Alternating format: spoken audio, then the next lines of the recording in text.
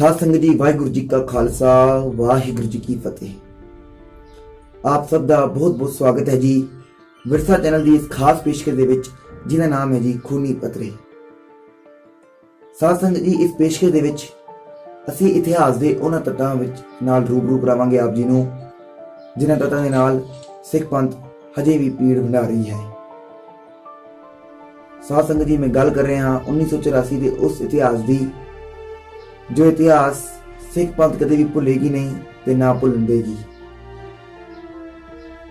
इस पेशकश दे विच साडी पूरी कोशिश रहेगी कि पूरे इतिहास के तत्तां नूं आप जी सामने लाया जाए।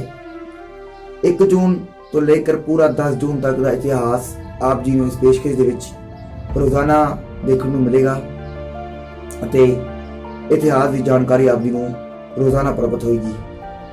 सो आप जी अगे बेनती है कि आप जी ये वीडियो पूरी देखियो तां जो आप जी पूरी इतिहास को समझ सको अते अंत विच चैनल को सब्सक्राइब करना ना भूलना जी।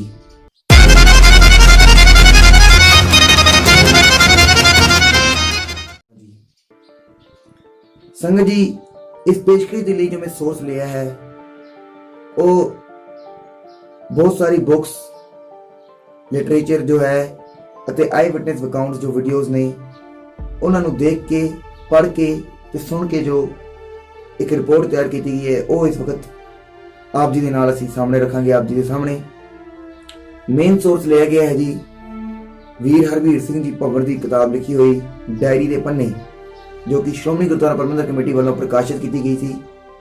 ते इस किताब तो जो जी मेन सोर्स लिया गया है। बाकी एक्सटर्नल सोर्स जिवें कि मैं तुहानूं कहा आई विटनेस अकाउंट्स अते होर भी कई वीडियोस लिटरेचर तो ये सोर्स लेके आप जी सामने रिपोर्ट तैयार की गई है जी। सो आओ हुण इस पूरे इतिहास की चर्चा करते हैं।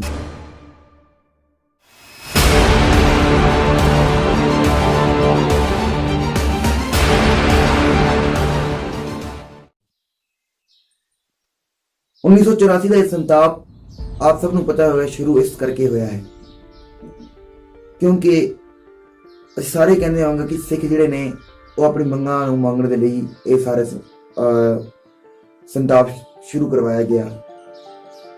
पर असली तत्थ है कि सिंघां ने जिहड़ा जी अपने गुरु धामां नूं बचाउण दे लई शहादतां दित्तियां ने ना कि अपनी मंगां नूं पास कराउण दे लई। दरअसल इस संताप की शुरुआत तां आज़ादी तो बाद ही हो गई सी। 1947 दे विच जदों यह देश आजाद हो गया इस देश के 2 टुकड़े हो गए। पर अगर देखा जाए तो इस देश के 3 टुकड़े हो जाते जो उस वक्त सिख अपनी मंग तो पीछे नहीं हटते, जो उस वक्त सिख हिंदुस्तान नाल रहना प्रमाण नहीं करते तो इस देश के 3 टुकड़े जरूर हो जाते।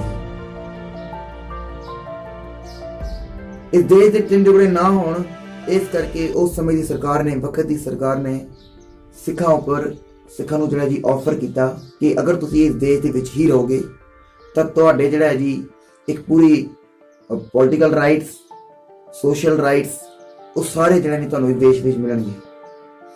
पंजाब नूं एक अलग सूबा ते सिख पंथ नूं एक अलग स्टेटस देण दा एक जिहड़ा जी उन्होंने प्रस्ताव उस समय के बुद्धिजीवियों के पास रखिया सी। फैसला करके उस समय के बुद्धिजीवी ने ये जो फैसला कर दिता कि हुण सिख जिहड़े ने जी हिंदुस्तान दे विच ही रहणगे।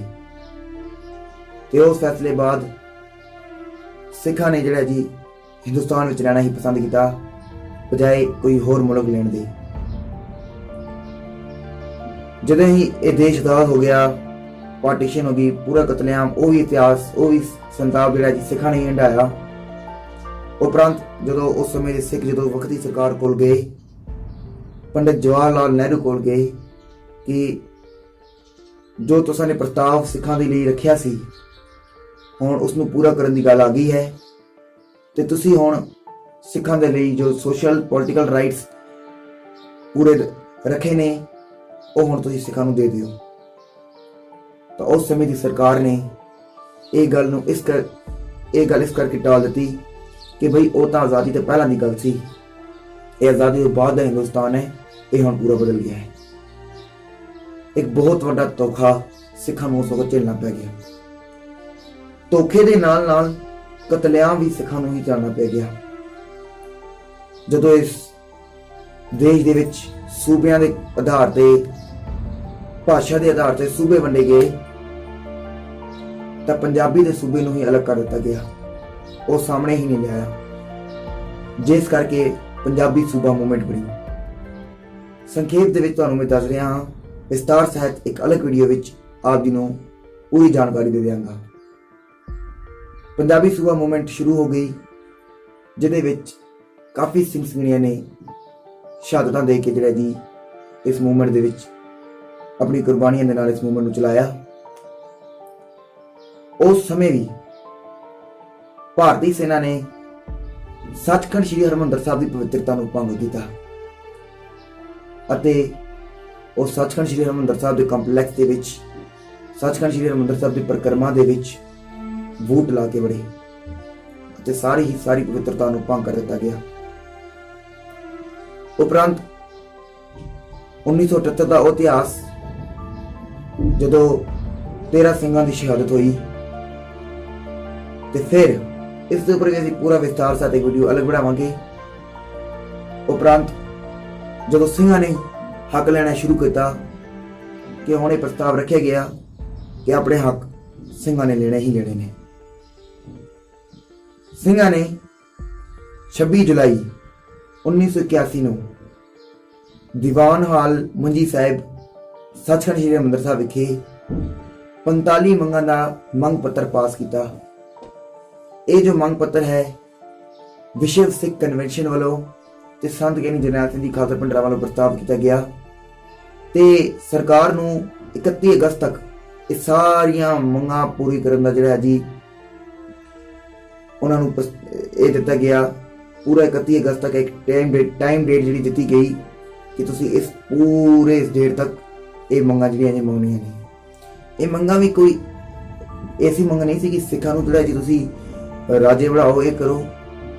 ਮੰਗਾਂ ਜੋ ਜਾਇਜ਼ ਮੰਗਾਂ ਸੀ, ਜਿਵੇਂ ਕਿ ਅਸੀਂ ਉਸ ਵਿੱਚ ਕਹਿ ਰਹੀਏ ਕਿ ਸਿੱਖਾਂ ਨੂੰ ਜਿਹੜਾ ਜੀ ਕਨਸਟੀਟਿਊਸ਼ਨ ਦੇ ਵਿੱਚ ਇੱਕ ਅਲੱਗ ਕੌਮ ਦੇ ਤੌਰ ਤੇ ਵਿਖੇ, ਕਿਉਂਕਿ ਕਨਸਟੀਟਿਊਸ਼ਨ ਦੇ ਵਿੱਚ ਵੀ ਸਿੱਖ ਨਹੀਂ ਬਲਕਿ ਕੇਸਾਧਾਰੀ ਹਿੰਦੂ ਕਰਕੇ ਗਿਣਿਆ ਜਾਂਦਾ ਹੈ। ਉਸ ਉਪਰੰਤ ਕਿ ਹੋਰ ਵੀ ਕਈ ਮੰਗਾਂ ਐਸੀ ਹੀ, ਜਿਵੇਂ ਕਿ ਸੱਚਖੰਡ ਸ੍ਰੀ ਹਰਿਮੰਦਰ ਸਾਹਿਬ ਨੂੰ ਇੱਕ ਹੋਲੀ ਪਲੇਸ, ਹੋਲੀ ਸਿਟੀ, ਪੂਰੇ ਅੰਮ੍ਰਿਤਸਰ ਸ਼ਹਿਰ ਨੂੰ, ਤਾਂ ਜੋ ਇੱਥੇ ਕੋਈ ਕਿਸੇ ਵੀ ਤਰੀਕੇ ਦਾ ਨਸ਼ਾ ਨਾ ਵਰਤਿਆ ਜਾਏ, ਜਿਵੇਂ ਕਿ ਜਗਨਨਾਥਪੁਰੀ, ਹੋਰ ਵੀ ਕਈ ਐਸੀ ਸਿਟੀਜ਼ ਨੇ, ਉਹਨਾਂ ਨੂੰ ਜਿਹੜਾ ਜੀ ਹੋਲੀ ਸਿਟੀਜ਼ ਕਰਕੇ ਗਿਣਿਆ ਜਾਂਦਾ। ਇੱਥੇ ਕੋਈ ਵੀ ਕਿਸੇ ਵੀ ਪ੍ਰਕਾਰ ਦਾ ਜਿਹੜੇ ਸ਼ਹਿਰਾਂ ਵਿੱਚ ਜਿਹੜਾ ਜੀ ਨਸ਼ਾ ਨਹੀਂ ਵਿਕਿਆ ਜਾਂਦਾ। ਤੇ ਇਸ ਤਰ੍ਹਾਂ ਹੀ ਸਿੰਘਾਂ ਨੇ ਮੰਗ ਕੀਤੀ ਕਿ ਅੰਮ੍ਰਿਤਸਰ ਸ਼ਹਿਰ ਦੇ ਵਿੱਚ ਵੀ ਇਸ ਤਰ੍ਹਾਂ ਦਾ ਪ੍ਰਸਤਾਵ, ਇਸ ਤਰ੍ਹਾਂ ਦਾ ਕਾਨੂੰਨ ਲਾਗੂ ਹੋ ਜਾਏ। ਪਰ ਗਵਰਨਮੈਂਟ ਨੇ ਇਹ ਕਰਨਾ ਸੀ, ਉਹਨਾਂ ਨੇ ਤਾਂ ਸਿੱਖਾਂ ਨੂੰ ਨਸ਼ਿਆਂ ਦਾ ਲਾਉਣਾ ਹੀ ਸੀ। ਉਹ ਕਦੇ ਵੀ ਇਹ ਨਹੀਂ ਚਾਹੁੰਦੇ ਸੀ ਕਿ ਸਿੱਖ ਜਿਹੜਾ ਜੀ ਇੱਕ ਰਾਜਸੀ ਤਾਕਤ ਦੇ ਵਿੱਚ ਸਾਹਮਣੇ ਆ ਜਾਏ। ਖੈਰ, ਜਦੋਂ ਸਰਬਜੋਤ ਮੋਰਚਾ ਸ਼ੁਰੂ ਹੋ ਗਿਆ, ਸਿੰਘਾਂ ਦੀਆਂ ਸ਼ਹਾਦਤਾਂ ਸ਼ੁਰੂ ਹੋ ਗਈਆਂ। ਹੁਣ ਸਰਕਾਰ ਨੇ ਇਹ ਫੈਸਲਾ ਲੈ ਲਿਆ ਕਿ ਸਿੰਘਾਂ ਦੀ ਆਵਾਜ਼ ਦਬਾਉਣ ਦੇ ਲਈ ਜੋ ਸੰਤ ਗਿਆਨੀ ਜਰਨੈਲ ਸਿੰਘ ਜੀ ਖਾਲਸਾ ਭਿੰਡਰਾਂ ਵਾਲੇ ਦੁਆਰਾ ਪੂਰੇ ਵਿਸ਼ਵ ਦੇ ਸਿੱਖਾਂ ਨੂੰ ਇੱਕ ਹਲੂਣਾ ਦਿੱਤਾ ਗਿਆ, ਹੁੰਗਾਰ ਦਿੱਤੀ ਗਈ ਕਿ ਤੁਸੀਂ ਸਾਹਮਣੇ ਆਓ, ਤੇ ਗੌਰਮੈਂਟ ਨੂੰ ਚੈਲੰਜ ਕੀਤਾ ਗਿਆ। ਹੁਣ ਉਸ ਆਵਾਜ਼ ਨੂੰ ਦਬਾਉਣ ਦਾ ਜਿਹੜਾ ਜੀ ਇੱਕ ਹੀ ਯਤਨ ਸੀ ਕਿ ਉਹ ਦਰਬਾਰ ਸਾਹਿਬ ਦੇ ਵਿੱਚ ਦਰਬਾਰ ਸਾਹਿਬ ਦੀ ਪਵਿੱਤਰਤਾ ਨੂੰ ਭੰਗ ਕਰਕੇ ਉਸ ਉੱਪਰ ਹਮਲਾ ਕਰਨ। ਤੇ ਅੱਜ 1 ਜੂਨ ਨੂੰ 222 ਵਰ੍ਹਿਆਂ ਬਾਅਦ ਦਰਬਾਰ ਸਾਹਿਬ ਉੱਪਰ 1984 ਵਿੱਚ ਫਾਇਰਿੰਗ ਹੋਈ। ਅੱਜ ਤੋਂ 222 ਵਰ੍ਹਿਆਂ ਪਹਿਲਾਂ ਇਹ ਫਾਇਰਿੰਗ ਜਿਹੜੀ ਹੈ ਜੀ, ਐਸਾ ਹਮਲਾ ਆਪ ਜੀ ਨੂੰ ਪਤਾ ਹੀ ਹੋਏਗਾ, ਅਹਿਮਦ ਸ਼ਾਹ ਅਬਦਾਲੀ ਨੇ ਕੀਤਾ ਸੀ, ਜਿਸ ਨੂੰ ਫਿਰ ਗੁਰੂ ਰਾਮਦਾਸ ਨੇ ਆਪ ਹੀ ਸਦਾ ਦਿੱਤੀ ਸੀ। ਜਦੋਂ ਇਹ ਹਮਲਾ ਹੋਇਆ, ਉਸ ਸਮੇਂ ਜਿਹੜੇ ਜੀ ਸਾਰੇ ਸ਼ਰਧਾਲੂ ਜਿਹੜੇ ਸਨ ਉਹ ਅੰਦਰ ਹੀ ਸਨ, ਸੱਚਖੰਡ ਸ੍ਰੀ ਹਰਿਮੰਦਰ ਸਾਹਿਬ ਵਿੱਚ। ਪਰ ਗੌਰਮੈਂਟ ਨੇ ਸ਼ਰਧਾਲੂਆਂ ਦਾ ਕੋਈ ਵੀ ਖਿਆਲ ਨਹੀਂ ਰੱਖਿਆ ਤੇ ਅੰਨ੍ਹੇਵਾਹ ਜਿਹੜੇ ਜੀ ਫਾਇਰਿੰਗ ਸ਼ੁਰੂ ਕਰ ਦਿੱਤੀ। ਤਕਰੀਬਨ 7 ਘੰਟੇ, ਜੋ ਇਤਿਹਾਸਕਾਰਾਂ ਮੁਤਾਬਕ 7 ਘੰਟੇ ਇਹ ਫਾਇਰਿੰਗ ਚੱਲੀ, 12:40 ਤੇ ਫਾਇਰਿੰਗ ਸ਼ੁਰੂ ਹੋਈ ਤੇ ਰਾਤ ਦੇ 8:15 ਤੇ ਫਾਇਰਿੰਗ ਬੰਦ ਹੋਈ। ਇਹ ਵਾਲੀ ਗੱਲ ਕਈ ਲੋਕ ਕਹਿੰਦੇ ਨੇ ਕਿ ਮਾਮੂਲੀ ਜੀ ਗੱਲ ਸੀ। ਸੀਆਰਪੀਐਫ ਨੇ ਤਾਂ ਪਹਿਲਾਂ ਹੀ ਪੂਰੇ ਕੰਪਲੈਕਸ ਨੂੰ ਜਿਹੜਾ ਜੀ ਘੇਰਾਬੰਦੀ ਕਰਕੇ ਰੱਖੀ ਹੋਈ ਸੀ। ਉਹਦੇ ਨਾਲ ਹੀ ਬ੍ਰਹਮਬੂਟਾ ਮਾਰਕੀਟ ਅਖਾੜਾ ਜਿਹੜਾ ਜੀ ਹੈ ਜੀ ਉਸ ਨਾਲ ਦੀਵਾਰ ਲਗਾਤੀ ਸੀ, ਮੋਰਚੇ ਬਣਦੇ ਸੀ। ਇਸ ਤੋਂ ਇਹ ਸਾਫ਼ ਹੋ ਗਿਆ ਸੀ ਕਿ ਸੀਆਰਪੀਐਫ ਗਵਰਨਮੈਂਟ ਕੁਝ ਅਲੱਗ ਹੀ ਚਾਲਾਂ ਦੇ ਵਿੱਚ ਚੱਲ ਰਹੀ ਹੈ। ਤੇ ਇਹ ਜਦੋਂ ਫਾਇਰਿੰਗ ਹੋਈ, ਮੈਂ ਪਹਿਲਾਂ ਹੀ ਦੱਸਿਆ ਕਿ ਸਾਰੇ ਸ਼ਰਧਾਲੂ ਅੰਦਰ ਸਨ। ਇਸ ਫਾਇਰਿੰਗ ਦੇ ਕਰਕੇ 11 ਬੰਦੇ ਜਿਹੜੇ ਹਨ ਜੀ ਸ਼ਹੀਦ ਹੋ ਗਏ ਤੇ ਦਰਜਨਾਂ ਦੀ ਸਿੰਘ ਸਿੰਘਣੀਆਂ ਜਿਹੜੇ ਸਨ ਉਹ ਜ਼ਖਮੀ ਹੋ ਗਏ। ਸੱਚਖੰਡ ਸ੍ਰੀ ਹਰਿਮੰਦਰ ਸਾਹਿਬ ਦੇ ਸੁਨਹਿਰੀ ਗੁੰਬਦ ਉੱਪਰ ਵੀ ਜਿਹੜੇ ਜੀ 32 ਗੋਲੀਆਂ ਦੇ ਨਿਸ਼ਾਨ ਲੱਗ ਗਏ। ਉਧਰੋਂ ਸ਼੍ਰੋਮਣੀ ਗੁਰਦੁਆਰਾ ਪ੍ਰਬੰਧਕ ਕਮੇਟੀ ਦੇ ਕੁਝ ਨੁਮਾਇੰਦਾਰ ਜਿਹੜੇ ਸਨ ਉਹ ਬ੍ਰਹਮਬੂਟਾ ਮਾਰਕੀਟ ਦੇ ਕੋਲ ਇੱਕ ਦੀਵਾਰ ਕਰਨ ਲੱਗ ਪਏ। ਸੀਆਰਪੀਐਫ ਤੇ ਬੀਐਸਐਫ ਨੇ ਆ ਕੇ ਉਹਨਾਂ ਨੂੰ ਜਿਹੜਾ ਜੀ ਰੋਕਿਆ ਕਿ ਕਿਹਾ ਤੁਸੀਂ ਕਿਸ ਹੱਕ ਨਾਲ ਇੱਥੇ ਦੀਵਾਰ ਬਣਾ ਰਹੇ ਹੋ? ਤੁਸੀਂ ਆਪ ਵੇਖ ਲਓ, ਇਹ ਪੂਰਾ ਏਰੀਆ ਸ਼੍ਰੋਮਣੀ ਗੁਰਦੁਆਰਾ ਪ੍ਰਬੰਧਕ ਕਮੇਟੀ ਦਾ ਹੱਥ ਆ ਰਿਹਾ ਹੈ। ਸਿੱਖਾਂ ਦੀ ਜ਼ਮੀਨ ਉੱਪਰ ਅਗਰ ਉਹ ਦੀਵਾਰ ਨਾ ਕਰਨਗੇ ਫਿਰ ਕੌਣ ਕਰੇਗਾ? ਤੇ ਇਹ ਕਹਿ ਰਹੇ ਸਨ ਕਿ ਤੁਸੀਂ ਉਹ ਕਿਸ ਹੱਕ ਦੇ ਨਾਲ ਇੱਥੇ ਦੀਵਾਰ ਕਰ ਰਹੇ ਹੋ। ਇਸ ਵਿੱਚ ਕਾਫੀ ਬਹਿਸ ਹੋਈ। ਜੋ ਸੀਆਰਪੀਐਫ ਸੀ ਉਹਨਾਂ ਨੇ ਫਿਰ ਉਸ ਤੋਂ ਬਾਅਦ ਜਿਹੜਾ ਜੀ ਗੋਲੀਆਂ ਹੋਰ ਚਲਾਉਣਾ ਸ਼ੁਰੂ ਕਰ ਦਿੱਤੀਆਂ ਤਾਂ ਜੋ ਇਹਨਾਂ ਨੂੰ ਅੰਦਰ ਇਹਨਾਂ ਦੀ ਆਵਾਜ਼ ਨੂੰ ਜਿਹੜਾ ਜੀ ਦਬਾ ਦਿੱਤਾ ਜਾਏ। ਉਸ ਤੋਂ ਉਪਰੰਤ ਕੀ ਹੋਇਆ, ਹਰਚੰਦ ਸਿੰਘ ਲੋਂਗੋਵਾਲ ਉਹ ਉਸ ਸਮੇਂ ਦੇ ਰਾਸ਼ਟਰਪਤੀ ਗਿਆਨੀ ਜ਼ੈਲ ਸਿੰਘ ਨੂੰ ਬਾਰ-ਬਾਰ ਫੋਨ ਕਰਦੇ ਰਹੇ, ਪਰ ਗਿਆਨੀ ਜੀ ਜਿਹੜੇ ਸਨ ਅੱਗੋਂ ਟਾਲ ਮਟੋਲ ਕਰਦੇ ਰਹੇ।